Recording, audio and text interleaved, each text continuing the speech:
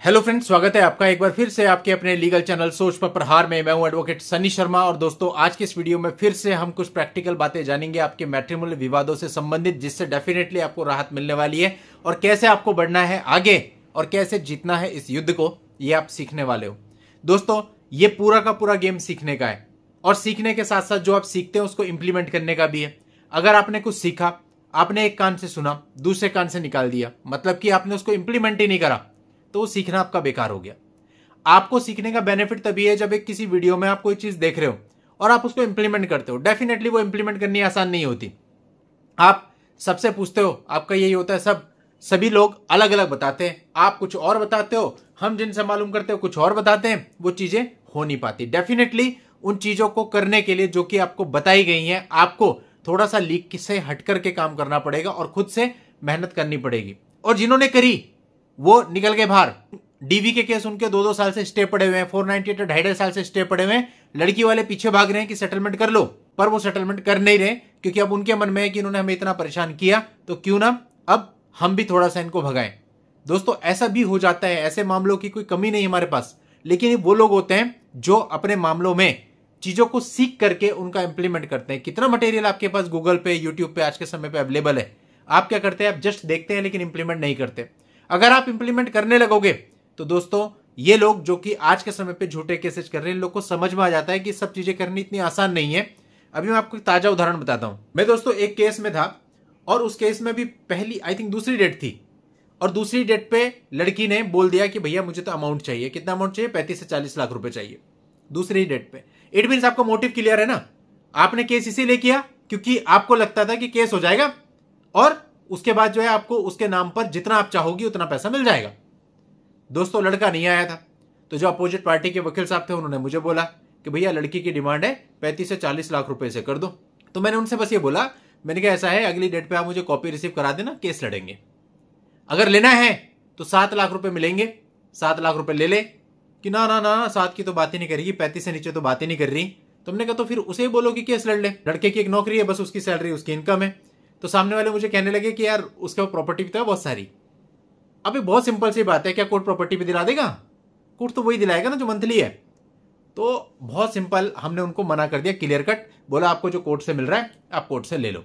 अब पहला झटका हमने उस लड़की को यह दे दिया जो क्लियर कट मना कर दिया, कोई निगोशिएशन नहीं, कोई बातचीत नहीं, केस लड़ो।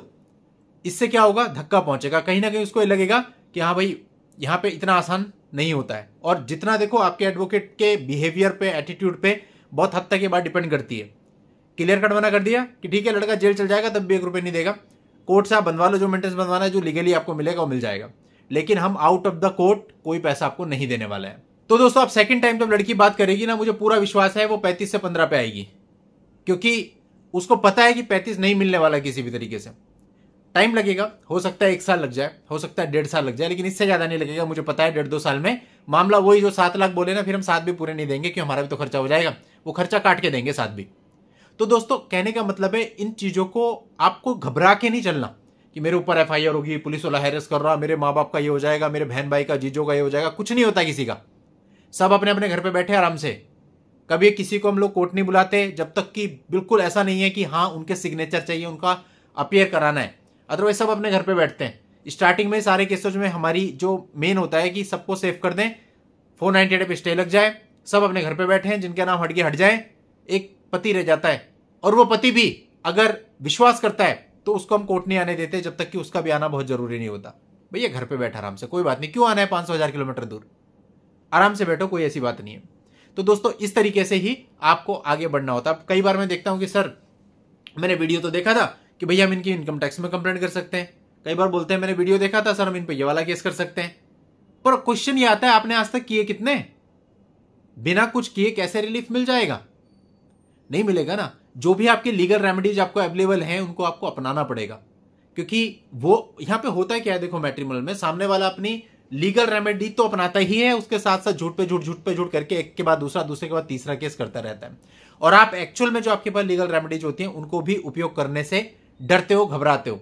आप कोई भी जस्टिफिकेशन दे लो, लेकिन मन के एक कोने में डर होता है, मैंने ऐसा किया तो कोई एक और केस तो नहीं कर देगी। इस डर के तहत आप काम नहीं करते हो। इवन मैंने ऐसे ऐसे केस देखे हैं कि लड़की से ज्यादा केसेस लड़के ने किए हुए हैं। अभी हाल ही में रिसेंटली मेरे पास कुछ केसेस जैसे आए थे, जीरो सेटलमेंट पे मामला निपटाने के लिए लड़की मतलब गुहार लगा रही थी एक तरीके से, और लड़का मान नहीं रहा था। तो ये कैसे होता है? ये सब चीजें, इनके लिए आपको कोशिश करनी पड़ती है, मेहनत करनी पड़ती है अपनी तरफ से, और आपको ऐसा करने के लिए उनको एक रीजन देना पड़ता है। वो रीजन आप लोग नहीं देते, तो आपको लगता है बस मैं डिफेंस कर लूं इतना बहुत है।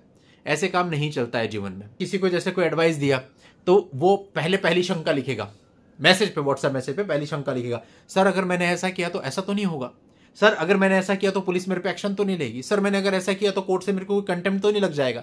अरे भाई इतना ही डर है तो कुछ मत करो, फिर आप झेलते रहो मुकदमे, आपके लिए कोई रास्ता नहीं है, लगे रहो। एक व्यक्ति जो आपके ऊपर इतने झूठे मुकदमे करता है, एक एक लाइन एक एक शब्द आपका खुद का कहना होता है, झूठ लिखा हुआ है, वो तो बिना डरे आपके ऊपर एफआईआर दर्ज कर जाता है, आपके ऊपर डीवी का केस चल रहा है जिसका कोई प्रूफ नहीं होता, और आप अपने लीगल राइट लेते हुए भी इतने घबराते हो, ये ना हो जाए, ये ना हो जाए, ये ना हो जाए। अगर आपके अंदर इतना भी मादा नहीं है जीवन में रिस्क उठाने का, तो फिर भैया केवल प्रताड़ित हो सकते हो आप, इसके अलावा आपके पास कोई रास्ता नहीं है। प्रताड़ित होते रहो बैठ करके, और वेट करते रहो कब जजमेंट आएगा, और पूरी जिंदगी अपनी इसमें खराब कर दो। कोई रास्ता नहीं है फिर आपके लिए।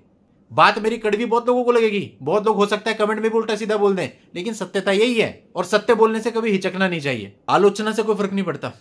तो मेन बात है कि चाहे लड़का हो चाहे लड़की हो, अगर उसके साथ गलत हो रहा है तो उसको अपने लीगल राइट का उपयोग करना पड़ेगा। अगर वो लीगल राइट का उपयोग नहीं करेगा, नहीं करेगी, तो उसको कोई न्याय नहीं मिलेगा जब तक कि खुद की तरफ से आप लोग स्टेप नहीं बढ़ाएंगे। चलिए दोस्तों, आज के इस वीडियो में इतना ही। नेक्स्ट वीडियो में नई जानकारी के साथ मैं आपसे फिर मिलता हूं, तब तक के लिए goodbye and thank you for watching. Take care.